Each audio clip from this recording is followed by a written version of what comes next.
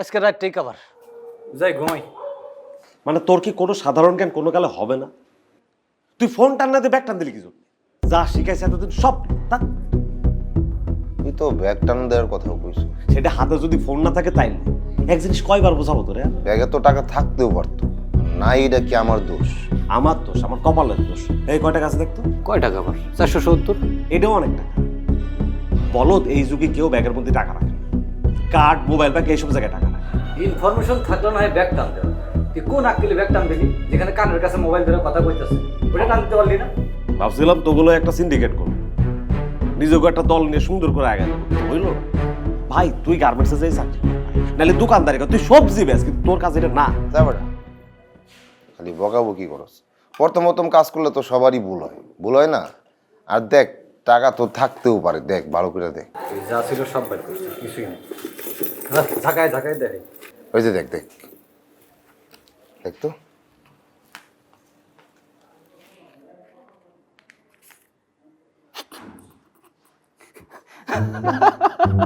বহুত টাকা, অনেক টাকা, টাকার বান্ডিল বান্ডিল কথা বোড়ায়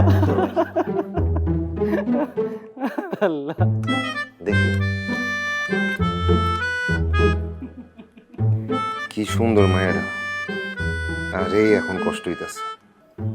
এই মেয়ের ব্যাগ টান দেওয়াটা উচিত হয়নি। খুব খারাপ লাগতেছে না?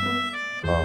তোর একটা কাম কর না, ব্যাগে সব ভরিয়া দেই, আরো কিছু দেই, যা ব্যাগটা এরা দিয়া এরা হাত পা ধরে আপা গো মাফ করে দেন আপা, এই লাইনে নতুন আপা আমার বন্ধু আমার শিখাই দিয়েছিল, ফোনটা টান দিতে আমি ভুলে ব্যাগটা টান দিয়েছি। বেটা একটা কাজ করতে আইসস, কাজের দিকে মন নাই, মেয়ে মানুষের ছবিটা তুই বুঝে আস, মজা করস বেটা। এমনি জীবন চলবে এমনি হয়েছে? দে এখন ছবিগুলো দে, আলামতগুলো গায়েব করে ঘুমামো। আরে বাদ দে, তুই ঘুমা গা, যা তুই যা, আমি আলামত নষ্ট করতেছি। ওই ব্যাগ বাদ দিয়া আর আয়নাটা বাদ দিয়ে বাকি সব কিছু কিন্তু পড়াই দিবি। ওই মেয়ের ছবি শুদ্ধ